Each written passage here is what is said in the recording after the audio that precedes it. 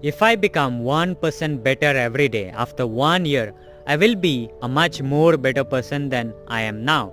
On the other hand, if I become 1% worse every day, after 1 year, I will be in a far worse position than I am now. I won't remain the same. Everything we do on a daily basis will have consequences for the future. Habits are like double-edged sword. They can either make us or break us. Whether it's a good or bad habit, they will compound over time, just like compound interest.